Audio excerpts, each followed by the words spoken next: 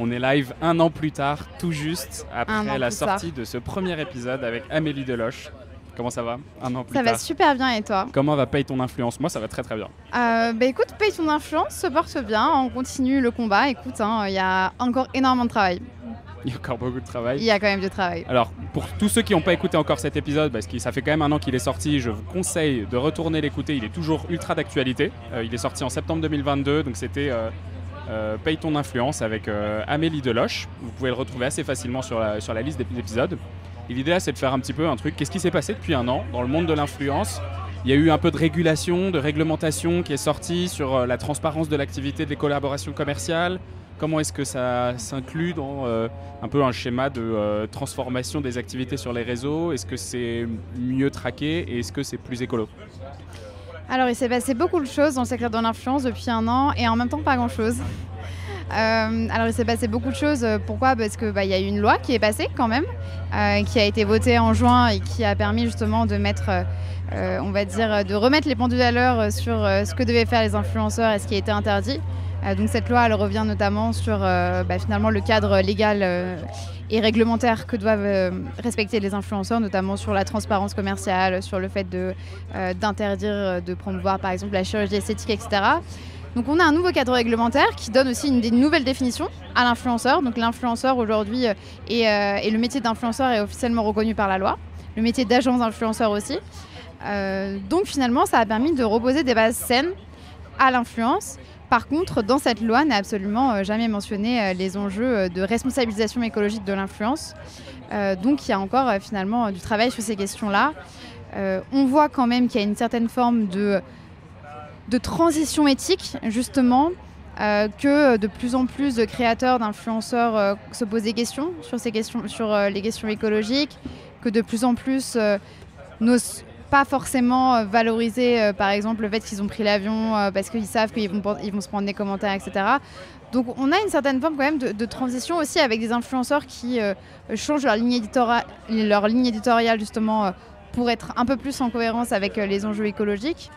Mais quand même, à côté, on a une telle croissance du secteur, notamment sur TikTok, une croissance du secteur qui est quand même aujourd'hui encore sur des imaginaires de consommation et de mode de vie qui sont totalement à l'ouest sur les enjeux écologiques.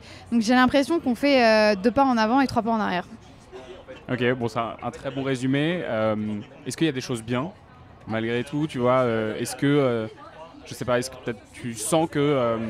là, on en parlait un petit peu dans l'atelier qu'on vient de faire avec toi et Amélie Deloche de Parlons Climat, où j'avais l'impression que le frein, c'était pas tant l'ignorance des influenceurs, mais la peur de le faire, la peur des communautés, la peur des autres influenceurs.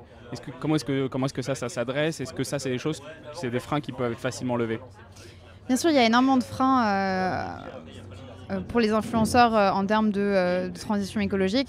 Le premier, notamment, je parle des influenceurs créateurs qui n'ont pas une ligne éditoriale qui est portée sur ces enjeux écologiques.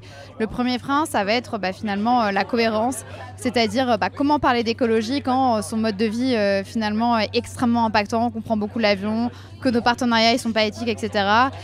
Forcément, directement, ça crée des frustrations de l'audience qui va critiquer l'incohérence finalement et dire en fait, mais t'es qui pour parler d'écologie alors que la semaine dernière t'étais à Bali et la semaine prochaine tu vas au Mexique. Donc un des premiers freins c'est ça, c'est comment parler d'écologie quand notre mode de vie n'est pas irréprochable, même s'il ne le sera jamais. Le deuxième, c'est aussi une question aussi de business model en fait. Il y a beaucoup d'influenceurs qui se posent beaucoup de questions sur les enjeux écologiques, mais qui ne sont pas prêts à refuser des opportunités professionnelles ou alors des grosses sommes d'argent pour l'écologie. Et aujourd'hui, on sait très bien que notamment les grosses marques, celles les plus impactantes, elles ont les plus gros budgets. Et quand on est créateur et qu'on est approché par un Coca-Cola qui nous propose des dizaines de milliers d'euros, même si on sait très bien les impacts de cette marque, c'est compliqué de refuser. Et puis, il y a aussi finalement le fait que même s'il y a une audience de plus en plus, qui attend des influenceurs de plus en plus d'engagement écologique, cette partie de l'audience-là, c'est quand même une minorité. Et la majorité de l'audience n'attend pas forcément des influenceurs une certaine forme de transition. Donc, ils n'ont pas forcément aujourd'hui assez d'incentive en fait, pour le faire. Et du coup, c'est des fois, dans la majorité des cas, c'est plus simple de ne pas du tout s'engager sur l'écologie et de ne pas en parler plutôt que d'en parler et du coup risquer des critiques ou alors même risquer son business model.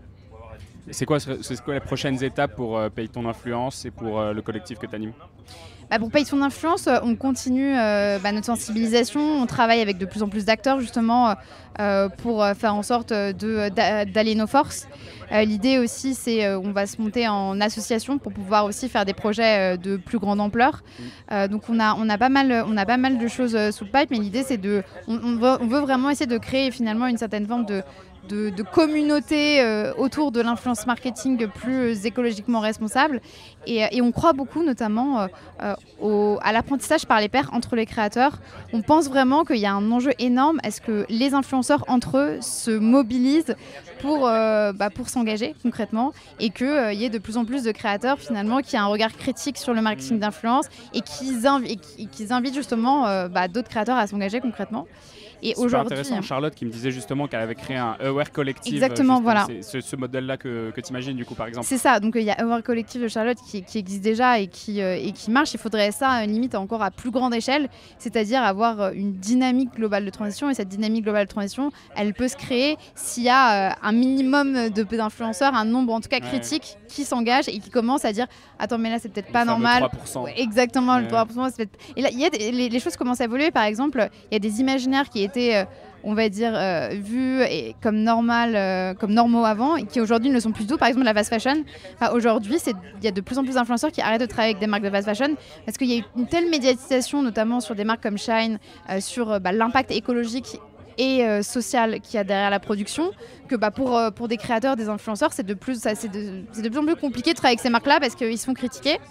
Et même l'audience est de moins en moins, on va dire, encline à consommer ces marques-là. Donc on a quand même une certaine évolution de certains imaginaires. C'est ton espoir principal, ça ? Comment ça ? Tout ce qu'on dit là, le fait qu'ils s'éduquent par pair, qu'ils se transforment leur façon de travailler ensemble, c'est vraiment la façon dont tu vois évoluer le marché de l'influence en fait ? Oui, j'espère. En fait, je pense qu'il y a plein de leviers qu'on peut activer. Il y a le levier de l'apprentissage par les pairs, il y a le levier de la sensibilisation, de la formation aussi des influenceurs. Il y a le levier de l'audience qui peut justement aussi être, on va dire, extrêmement efficace parce qu'un influenceur, il n'est influenceur que grâce à son audience. Et si son audience commence à ne plus le faire confiance ou à ne plus se retrouver dans ce qu'il dit parce que c'est trop à l'ouest niveau écologiquement parlant et que l'audience le fait savoir à l'influenceur, ça peut aussi créer des déclics. En fait, je pense qu'il n'y a pas une solution. Il y a plein de leviers qui peuvent être mis en place, mais il faudrait qu'ils se mettent en place de manière assez, en même temps et de manière un peu cohérente, quoi. Bon, on est en train d'arriver en gare, on a fini, on a fait notre Paris-Nantes, on a changé de quai, on a fait notre Nantes-Paris. On est en train de terminer le trajet, on arrive en gare de Paris, donc ça va être la fin de cette interview, ça va être la fin de ce podcast. J'espère que vous avez passé un bon moment en notre compagnie dans le TGV Inouï avec 2 tonnes. Et puis on vous dit à très bientôt. Salut. Ciao, merci, Amélie. Salut, à très vite. Bye.